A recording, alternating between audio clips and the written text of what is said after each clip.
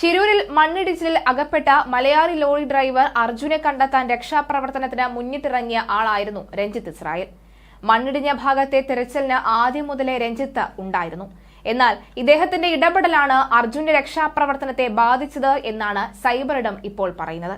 Lorry മണ്ണിനടിയിൽ തന്നെയുണ്ട്, എനിക്കൊരു സഹകരണവും കിട്ടുന്നില്ല, ഞാൻ പറഞ്ഞ ഒന്നും വിട്ടുതരുന്നില്ല എന്ന് രഞ്ജിത്ത് തുടക്കം മുതലേ പറഞ്ഞു വന്നിരുന്നു.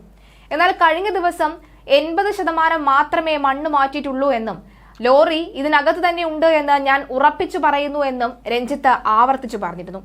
എന്നാൽ കർണാടക പോലീസും സൈന്യവും വിശദീകരിച്ചത് 90% മണ്ണ് മാറ്റിയിട്ടുണ്ട്, ഇവിടുന്ന് ലോറി കണ്ടെത്താൻ കഴിഞ്ഞിട്ടില്ല, അതുകൊണ്ട് പുഴയിൽ കൂടുതൽ ഊർജിതമായി തന്നെ അന്വേഷണം ആരംഭിക്കാൻ പോവുകയാണ് എന്നാണ്. എന്നാൽ രഞ്ജിത്ത് അപ്പോഴും ആവർത്തിച്ചു പറഞ്ഞത് പുഴയിൽ അന്വേഷണം അത്ര വ്യാപകത്തിൽ വേണ്ട, ഇവിടെ തന്നെ ഈ കരയിൽ തന്നെ ഒന്നുകൂടി നമുക്ക് ശ്രമിക്കാം എന്നായിരുന്നു. അദ്ദേഹത്തിന്റെ അനുഭവ പാഠവും സമ്പത്തും ഒക്കെ വെച്ചാണ് അദ്ദേഹം അക്കാര്യം പറഞ്ഞത്. മനുഷ്യന്മാരാണ്, തെറ്റുപറ്റാം, തെറ്റുകളൊക്കെ തന്നെ ചൂണ്ടിക്കാണിക്കപ്പെടാറുമുണ്ട്. പക്ഷേ ഒരു സൂപ്പർ ഹീറോ എന്ന് പറഞ്ഞ് കഴിയുന്നതിന് മുന്നേ തന്നെ അതേ സോഷ്യൽ മീഡിയ തന്നെ ഇപ്പോൾ കുറ്റം പറയുകയാണ്. ഇനി മേലാ നിങ്ങൾ വാ തുറക്കരുത്, ഒരിടത്തും പോയി അഭിപ്രായം പറയരുത് എന്നാണ് പറയുന്നത്. രഞ്ജിത്ത് ഇസ്രായേലിനെ പോലെയുള്ള മനുഷ്യന്മാരാണ് നമുക്ക് വേണ്ടത്.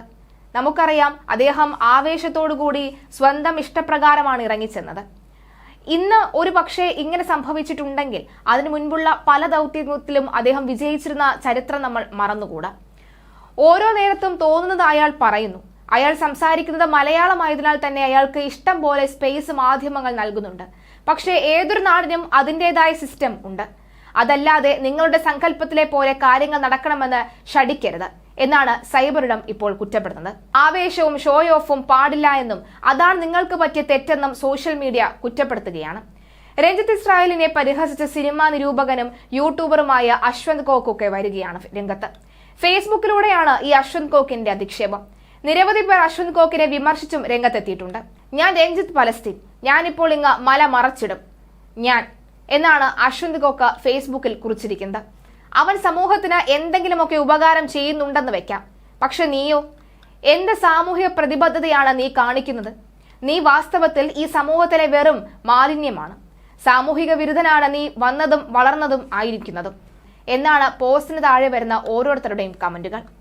അർജുന്റെ ലോറി കണ്ടെത്തിയതിന് പിന്നാലെ തന്നെ ഇപ്പോൾ അർജുന്റെ കുടുംബത്തിനും രൂക്ഷമായ സൈബർ ആക്രമണം ഉണ്ടായിക്കൊണ്ടിരിക്കുകയാണ്. രഞ്ജിത്ത് ഇസ്രായേലിനെ എങ്ങനെയാണോ ചവിട്ടി തേക്കുന്നത് അതിനേക്കാൾ ഒരുപടി മുകളിലാണ് അർജുന്റെ കുടുംബത്തെ ഇപ്പോൾ ചവിട്ടി തേച്ചുകൊണ്ടിരിക്കുന്നത്. അർജുന്റെ കുടുംബത്തിന് നേരെ സൈബർ ആക്രമണമാണ്. ഇതിനെ തുടർന്ന് അർജുന്റെ അമ്മ ഇപ്പോൾ അല്ലെങ്കിൽ അർജുന്റെ കുടുംബം ഇപ്പോൾ പോലീസിൽ പരാതി നൽകിയിട്ടുമുണ്ട്. അർജുന്റെ അമ്മ സൈന്യത്തെ ഉൾപ്പെടെ വിമർശിച്ച് വൈകാരികമായി സംസാരിച്ചതോടുകൂടിയാണ് ഒരു വിഭാഗം ഇവർക്കെതിരെ തിരിഞ്ഞത്.